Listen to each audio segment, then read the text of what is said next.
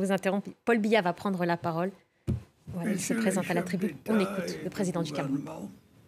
Mesdames et messieurs les chefs de délégation, mesdames et messieurs, je voudrais de prime abord remercier le président Emmanuel Macron pour l'invitation qu'il a bien voulu m'adresser afin que je prenne part au 80e anniversaire du débarquement de Provence.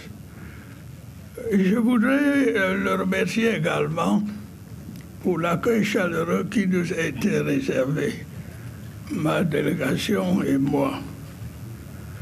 Je salue ensuite votre présence ici. Vous tous qui avez effectué ce déplacement pour vous retrouver en ce lieu inauguré en 1964 par le général de Gaulle, alors président de la République, en présence de nombreux combattants de France et d'Afrique, à l'occasion du 20e anniversaire de ce même débarquement de Provence.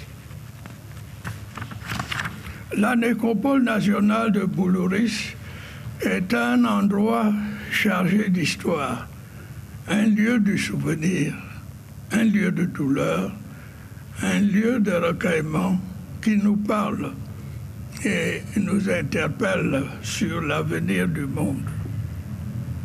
De nombreux soldats ont ici à Saint-Raphaël, comme sur les autres terres de Provence, comme en Normandie et comme ailleurs en Europe, donné leur vie pour combattre l'occupation, pour sauver la liberté, en formant une formidable chaîne de solidarité. Aujourd'hui encore, nous sommes là pour nous souvenir de leur vaillance, pour convoquer le souvenir d'une guerre du passé pour la liberté et rendre à ces héros un hommage appuyé. Messieurs les chefs d'État et de gouvernement, mesdames et messieurs, les milliers d'hommes qui, sous la direction du général de Lattre de Tassigny, ont combattu avec bravoure, étaient pour un grand nombre originaires de tout l'empire colonial français, qui venaient entre autres de l'Afrique subsaharienne. C'est dire que la contribution de l'Afrique a été significative pour rompre les chaînes de l'occupation allemande.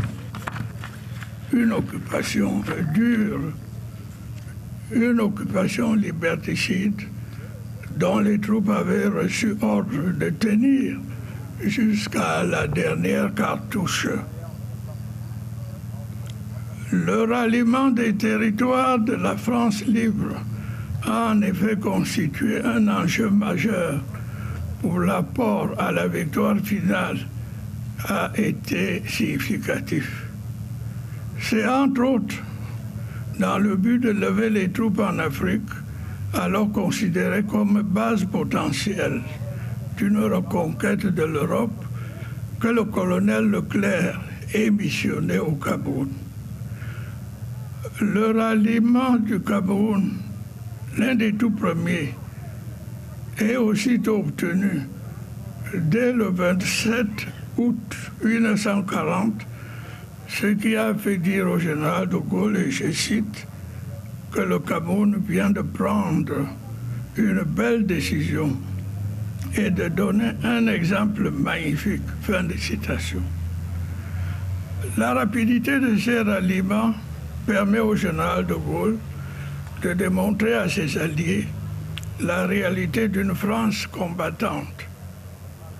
Les troupes dont le colonel Leclerc prend ainsi le commandement comptent beaucoup d'hommes issus de l'Afrique équatoriale française et du Cameroun.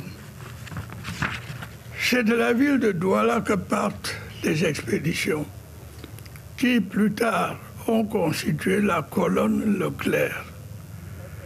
Les faits d'armes de cette colonne sont nombreux. Ils passent par la Tunisie dès 1942 puis par la Sicile en Italie et par la Corse ensuite, sans omettre le Tchad. Partout où les combats les ont menés, ces valeureux soldats venus d'Afrique occidentale ou de l'Afrique équatoriale, de Madagascar ou de l'océan Indien se sont magnifiquement illustrés. Ils ont, en revanche, payé un très lourd tribut pour la victoire. Des combattants exemplaires, souvent héritiers des traditions guerrières immémorables, admirables de courage, d'audace et de loyauté. Ils ont été les artisans de la victoire.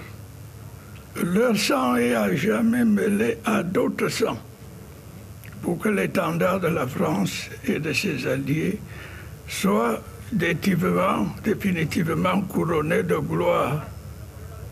En ce jour du souvenir, nous leur devons un immense respect. Messieurs les chefs d'État et de gouvernement, Mesdames et Messieurs, il n'y aurait pas eu de victoire alliée sans l'alliance sacrée des volontaires, sans la contribution des autres peuples, sans les étrangers, sans les Noirs et autres tirailleurs. Cette lutte a été menée ensemble pour défendre les valeurs et les idéaux universels de paix et de justice. Elle exprimait une vision de l'homme et du monde qui nous est commune. Au nom de celle-ci, nous avons ensemble combattu côte à côte. Cette vision était respectueuse de nos différences, respectueuse de l'infinie diversité des hommes, des cultures, des religions, des civilisations. Cette vision-là reconnaît à chacun de nous un droit égal à la dignité. La solidarité exemplaire qui a ainsi prévalu reste et demeure une leçon précieuse que nous devons perpétuer et transmettre aux générations futures afin d'éviter les erreurs commises par le passé. J'ai pour ma part la conviction que la solidarité internationale et une meilleure prise en compte des attentes et des intérêts d'autres pays, particulièrement ceux du Sud, ramènerait dans le monde d'aujourd'hui une plus grande paix. C'est aussi cela le sens de notre présence ici. Excellences, Mesdames et Messieurs, nous nous retrouvons en Provence, vous le savez, pour convoquer le souvenir d'une guerre du passé et pour rendre hommage aux héros de notre histoire. Seulement, la guerre que l'on pensait à jamais éloignée frappe de nouveau aux portes de l'Europe.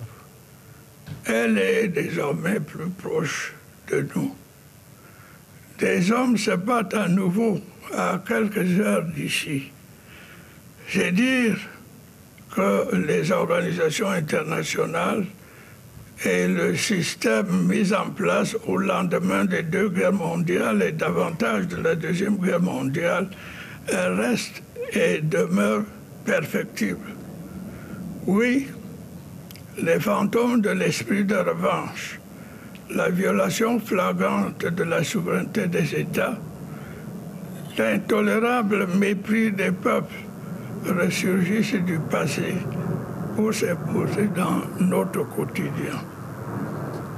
Le droit international diversement interprété, l'instrumentalisation des droits de l'homme, l'oubli ou le défi des autres guerres, la volonté permanente de dominer, d'exploiter, de construire un monde à son unique avantage, sont entre autres les ombres qui nous guettent aujourd'hui et dont notre présence ici devrait révéler la lueur.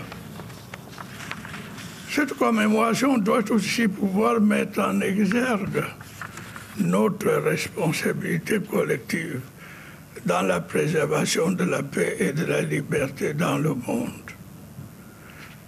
Il nous faut trouver des réponses aux questions et causes qui sont le terreau du terrorisme, de l'injustice, de la crise de confiance qui s'observe vis-à-vis du multilatéralisme pour espérer faire vivre la concorde et rendre le monde plus sûr. Presque partout, la grande question reste et demeure de savoir si nous devons capituler devant le pessimisme de l'inévitabilité de la guerre ou si nous pouvons encore bâtir un avenir plein d'espoir où les guerres appartiendront définitivement à l'histoire.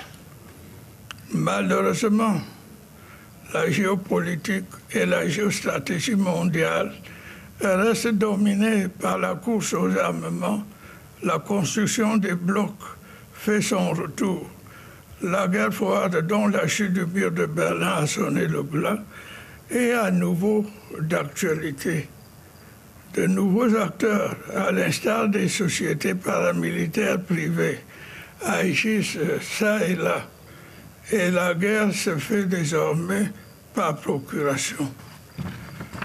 Si rien n'est fait, le monde se dirige de nouveau vers une ou plusieurs guerres aux conséquences incalculables. Face à cela, le Cameroun, pour ce qui le concerne, a de tout temps fait recours au dialogue, aux solutions concertées. Il a fait de la résolution pacifique des différends la clé de sa démarche pour faire échec à la guerre et résoudre des conflits.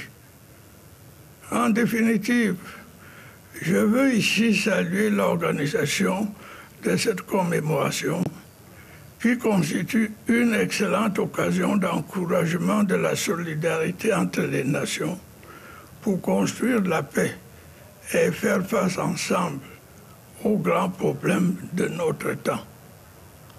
Je vous remercie de votre aimable attention.